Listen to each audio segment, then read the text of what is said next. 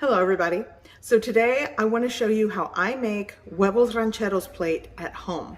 Now this is not Huevos Rancheros in the traditional sense or the way that most people know how to make it, which is the crispy corn tortilla, beans, salsa, queso fresco. I like to do a sunny side up egg. I know it varies from household to household, but what I'm talking about is when you go into these Tex-Mex mom and pop cafes and order the Huevos Rancheros breakfast. It's so good. And the ranchero salsa sauce that comes on top of the eggs, oh, it's my favorite and it reminds me of home. So I'm gonna show you how I do that very thing at home. Here we go. So I'm making a quick breakfast today, and this is my quick version of the Huevos Rancheros plate. I'm going to skip out on the potatoes, but I'm going to first start by cooking my bacon. Here I have 5 slices of thick cut bacon. This will be enough for like 2 to 3 people, depending how much bacon you want. And I'm going to add like 3/4 of a cup to a cup of water. I'm going to use that water method with the bacon. Apparently, it really renders out a lot of the fat and it gives you nice crispy bacon. So I'm going to let that boil, cook, evaporate, and then it's going to start to brown and sizzle. For the ranchero pan salsa that I'm going to make, I'm going to dice up jalapeno. You can see these are starting to turn red. I need to use them. I have 4 jalapeños. I'm going to use like 3 cloves of garlic. That's like 3 to 4. I love garlic. 3 medium to large Roma tomatoes and 1 small onion. I'm going to mince the garlic and chop everything up. I don't like to use the seeds because it'll get too spicy for my son, but dice up the jalapenos how you like, leave the seeds in, or if you really want it to be picoso or really spicy, use serrano peppers. That really will melt your face off, but it's so good. A little bit of cooking oil. Let that preheat. I'm gonna let the onions cook first and give them a head start.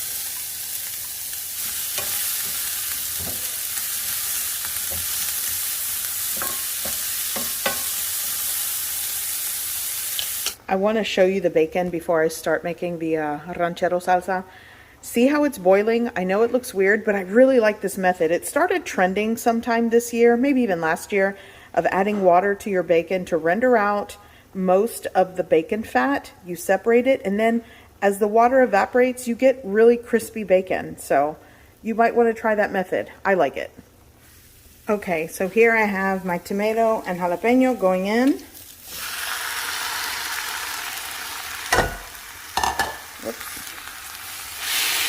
And now you just keep going with it. The bacon is starting to do wonderful things and it smells amazing. I'm going to turn it soon. But here I'm going to add some salt into my pan here. I'm going to crank up the heat again. The sizzle kind of went away. And I'm going to continue sauteing this. This takes some time, because you really want the tomatoes to break down and everything to just soften and saute.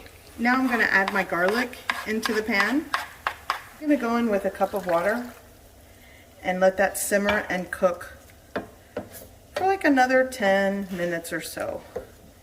And that's as simple as that. Taste it for salt and seasoning. Adjust to your preference, but it's very simple and so good. Instead of salt, I'm going to season. I'm going to start with like a ½ teaspoon of granulated chicken bouillon powder to salt my salsa. And it's going in. I'm going to give it a mix. You'll want to taste, and like I said, adjust seasonings and salt to your preference. By the way, this is almost done. It is, this really reminds me of home. A salsa made in the pan like this. All of my tias on my dad's side, my dad loved this salsa when my tias would make it. My grandmother made this. So good. And you put it on anything you want. Okay. I'm going to let that simmer for another 5 minutes and then it's done. Back to the bacon. I'm going to give it a flip. Oh yeah. I really like this method. I can't talk about it enough here. And I get to use, I'm actually gonna not make homemade soft flour tortillas today, but I just released a video. I'll link it below. But I did 2 ingredient soft flour tortillas. So easy. I think it's economical. And it's just 2 ingredients. And they come out so soft and fluffy. But today I'm going to go with some H-E-B bakery flour tortillas to make my life easier. I'm going to continue cooking this, take it off, and I will reserve that bacon grease. My bacon's done, so I'm going to reserve most of it, but I'm going to leave a little bit in the pan for my refried beans. Here I have leftover charro beans. These are pretty much seasoned, salted and seasoned, but if you're using just plain boiled pinto beans, you'll have to season it. But it's going in my preheated pan. I put a little bacon grease in there. I'm going to let these simmer. And let's I'm going to let these simmer for about 5 minutes or so, and then I'm going to start mashing them. And basically those are going to be my refried beans for this breakfast. Now I'm going to mash these. These are right where I need them to be. Once they're mashed, I'm just going to taste them for seasoning and salt, adjust. I suggest you do the same when you're making your beans, and these are ready.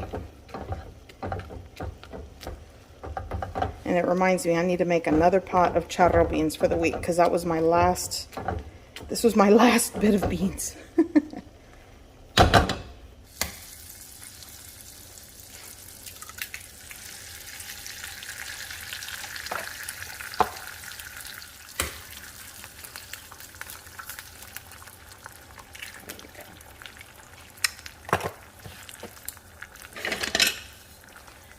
And just cook your eggs how you like.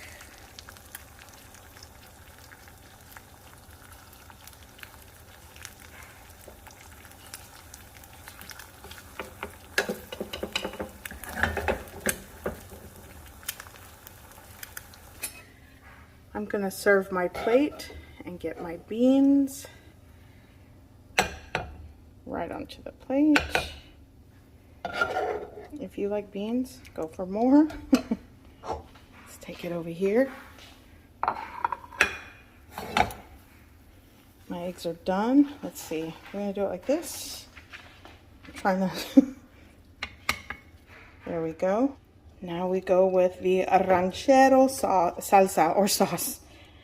I don't know how to talk today. Okay. Right on top. Just perfect. I'll get 2 for the your fresh tortilla, flour tortilla, going right on the plate, just like that. And this, my friends, is what I consider an easy Huevos Rancheros breakfast plate at home. So good. And if you want to be extra, make those cottage fries in the pan on the stovetop, or even hash browns. Comes out so good. I hope you give this recipe a try. I hope you like it, and thanks for watching.